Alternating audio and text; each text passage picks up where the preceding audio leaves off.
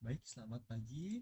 Eh, Perkenalkan nama saya Muhammad Aryamintas. Pada kesempatan kali ini, saya akan mempresentasikan proyek UAS untuk mata kuliah analisis proses bisnis dan proyek pengembangan perangkat lunak. Di sini yang saya kerjakan bersama rekan saya yaitu Syifa Alessia Salsabila. Kami mengembangkan pesan dulu sebuah platform pemesanan kantin berbasis website. Nah, lanjutnya langsung aja kita masuk ke latar belakangnya. Jadi seperti yang kita tahu, kantin kampus saat ini itu masih banyak yang beroperasi secara manual. Hal ini sering memunculkan masalah seperti antrian yang panjang tak teratur, pesanan yang sering salah catat saat kantin sedang ramai, yaitu sampai penjual yang kesulitan merekap pendapatan harian.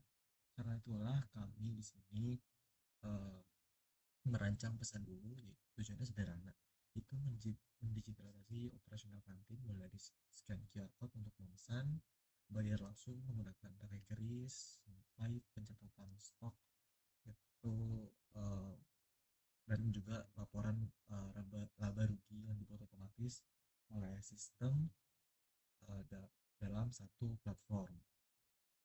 Nah, baik, di sini saya akan melanjutkan untuk deskripsi proses, yaitu di sini adalah saya akan menjelaskan untuk tahapan bagaimana cara sistem kerja untuk sistem pesan dulu yang terbagi menjadi 6 tahapan. Yang pertama, tahapan persiapan operasional, yaitu antara penjual. Di sini sebelum konten penjual cukup login ke sistemnya dashboard untuk mengubah status toko menjadi buka. Satu, memperbarui stok di hari itu, memasukkan nominal model modal belanja, bahan baku. Yang kedua adalah akses dan pemesanan para pembeli dan sistem. Di sini pembeli memindai QR code yang ada di meja untuk melihat menu. Jika menunya habis, tombol pesan otomatis terkunci. Dan juga pembeli juga bisa mencatat kustomisasi pesanan, lalu memilih mau pesan di tempat atau pre-order. Dan yang ketiga adalah pembayaran dan verifikasi. Di sini bisa dilihat akurat pembeli dan sistem. Untuk tiga ini, sebelum membayar, sistem akan menampilkan estimasi waktu tunggu yang dimana itu untuk pengeluarannya, lalu pembeli membayar via e-wallet dan menggunakan kris, dan sistem akan verifikasi pembayarannya secara otomatis dalam hitungan detik. Yang keempat adalah produksi dan penanganan masalah. Sehingga antara adalah penjual dan sistem. Begitu pembayaran sukses, penjual mendapat notifikasi suara dan mulai memproses pesanan. Kalau misalnya ada kendala, dan misalnya bahan baku tiba habis, penjual bisa menekan tombol refund dan dana pembeli akan dikembalikan secara otomatis di akun pembelinya. Nah, selanjutnya yang kelima adalah serah terima pesanan. Terus ini ada penjual, sistem, dan pembeli. Nah, kalau makanannya sudah jadi, penjual menekan tombol siap diambil dan kirim notifikasi kepada pembeli kalau pesanan itu udah siap diambil. Setelah itu pembeli data pesanannya untuk menunjukkan nomor antrian digitalnya dan mengambil pesanan. Sini penjual menekan tombol selesai pada dashboardnya. Itu yang kenal adalah pelaporan dan evaluasi. Di sini pelaporan evaluasi, uh, begitu pesanan sudah selesai, sistem akan otomatis memotong stok harian dan mengakumulasikannya uangnya itu ke dalam laporan laba rugi penjual. Di sisi lain juga pembeli bisa untuk membuka riwayat transaksi mereka sendiri dan juga memberikan rating ulasan sebagai bahan evaluasi kantinnya seperti itu. Baik, selanjutnya kita masuk ke BPMN. Jadi yang pertama di sini ada dua start event, yaitu dari penjual dan juga pembeli. Pertama kita ke penjual dulu, yaitu penjual login dan status standnya buka. Setelah itu update menu, stok dan biaya stoknya. Itu akan menyimpan data operasionalnya. Jadi kita masuk ke pembeli. Dari sini pembeli akses dan login.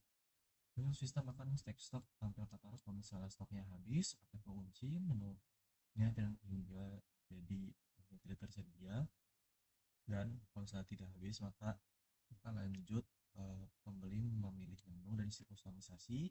Kalau misalnya ia pre-order maka akan mengisi jam ambil, kalau misalnya tidak akan klik checkout. Nah, pada klik checkout ini akan menghitung waktu dan juga menambahkan krisnya, dan juga setelah membayar via e-wallet maka akan diverifikasi terlebih dahulu apakah bukan sukses. Kalau misalnya gagal batal. Kalau misalnya sukses, akan mengirim notifikasi antrian kepada penjual untuk terima pesanan dan juga diproses. Kalau misalnya bahannya rusak, maka akan klik refund sehingga akan memproses refund dana, setelah itu langsung ke batal dan dananya kembali. Kalau misalnya tidak rusak, maka akan diproses pesanannya, klik siap, siap diambil, dan kirim notifikasi getar. Setelah itu pembeli akan mengambil pesanannya. Setelah itu penjual akan uh, mengklik selesai. Nah, di situ akan langsung otomatis sistem akan memotong stok dan juga hitung laba.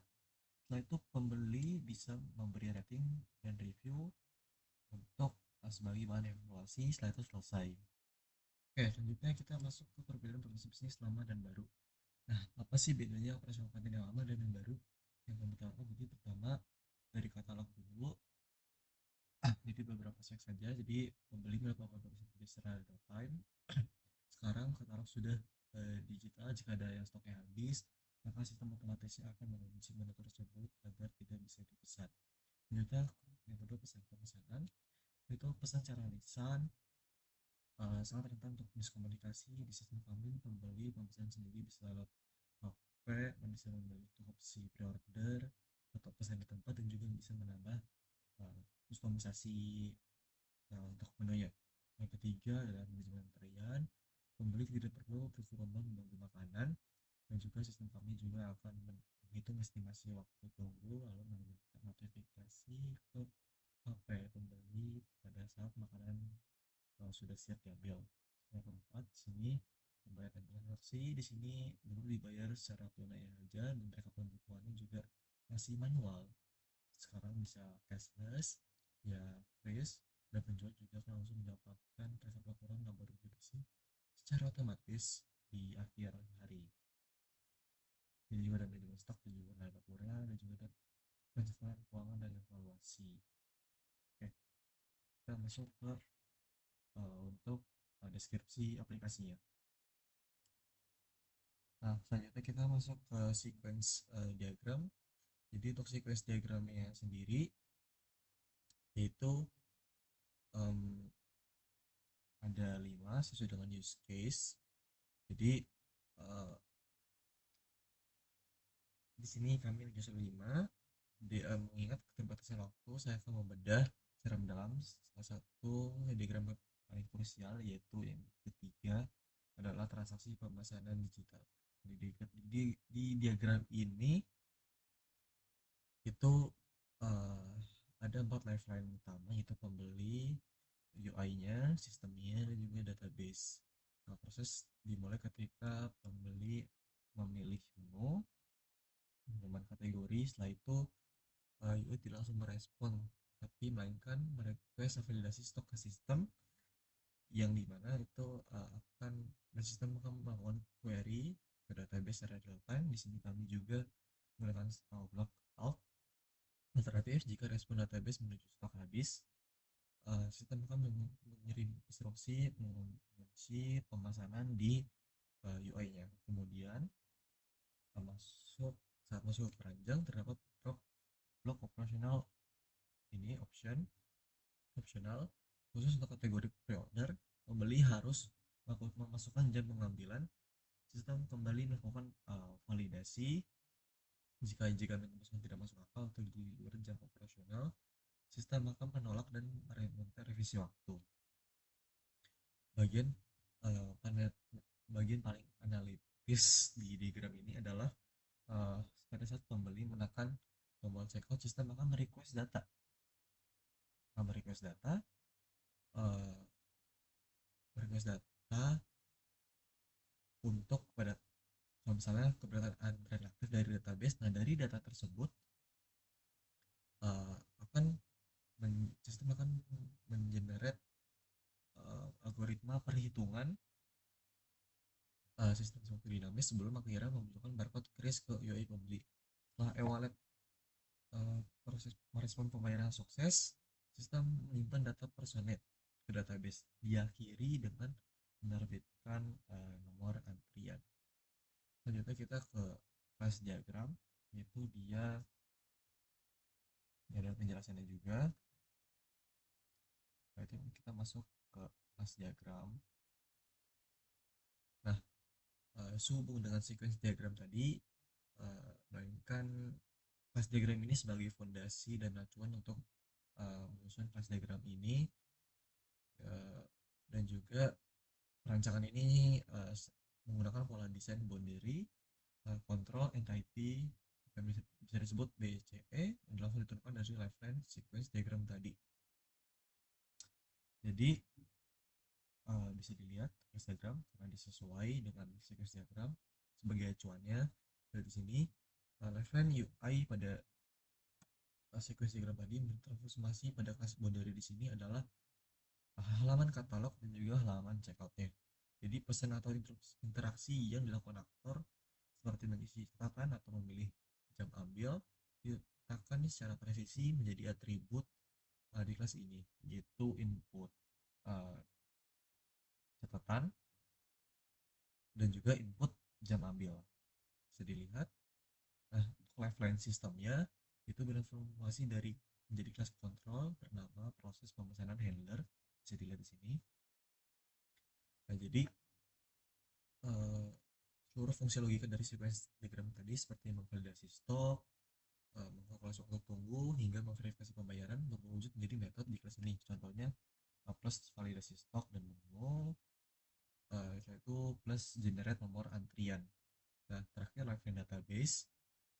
Jadi kelas entity ada 3, yaitu DB menus, DB order system, DB orders.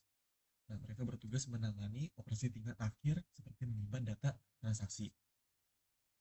Nah, korelasi yang kuat dan ketat antara sistem dan diagram ini memastikan bahwa arsitektur sistem kami tidak hanya rapi di atas kertas, tapi juga logis dan siap diimplementasikan ke dalam pemrograman. Selanjutnya kita masuk ke rancangan untuk database-nya dan table. Nah, bisa dilihat di sini uh, untuk rancangan database-nya dan table-nya. Nah, table users di sini sebagai master data, autentikasi dan relasi one to many dengan tabel transaksi utama yaitu orders untuk mencegah anomali data pesanan yang sangat kompleks di mana satu pesanan bisa memuat tabel penengah dan atau bridge entity bernama order items sini, dan juga order items juga order items. Nah, tabel penengah ini sangat vital karena dia menyimak kronologi dari pemesanan dan menu. Nah, terdapat juga table reviews yang berrelasi one to many berinteraksi dengan orders dari sini untuk memastikan kalkulasi pesanan yang tidak pernah mengalami duplikasi. Nah, selanjutnya kita masuk ke selanjutnya. Di sini saya akan menjelaskan rancangan untuk UI-nya. Di sini ada untuk halaman menunya, di sini ada akun demonya untuk penjual dan pembelinya. Ini saya akan langsung masuk aja untuk menjualnya, dan ini sampai dashboard untuk si penjualnya. Di sini adalah konten pesanan secara live. Di sini bisa mengatakan status toko juga, dan juga dari hari ini pengaturan toko untuk update stok hariannya, biaya belanja, dan juga di sini ada kelola menu untuk mengupdate menunya atau mengubah ganti atau menghapus, dan juga bisa upload fotonya. Di sini juga ada untuk ulasan pembeli untuk melihat ulasan yang telah diberikan oleh pembeli pada penjual untuk bahan evaluasi. Di sini juga ada untuk laporan keuangan, bisa dilihat biaya stok, dibersihnya, stok tersisa, bahkan detail semua pesanan untuk si tanggalnya. Ini total pendapat selesai. Kita masuk ke dashboard mahasiswa. Jadi dashboardnya adalah dashboard mahasiswa, ini untuk bisa buat menu, tidak buka, kita bisa nempel keranjang juga untuk nempel keranjangnya, order, dan juga di sini adalah untuk tampilan riwayat pesanan. Kalau misalnya sudah mendapatkan menunya, bisa untuk memberi review seperti itu. Ya, mungkin sekian dari saya, kurang lebih mohon maaf. Terima kasih.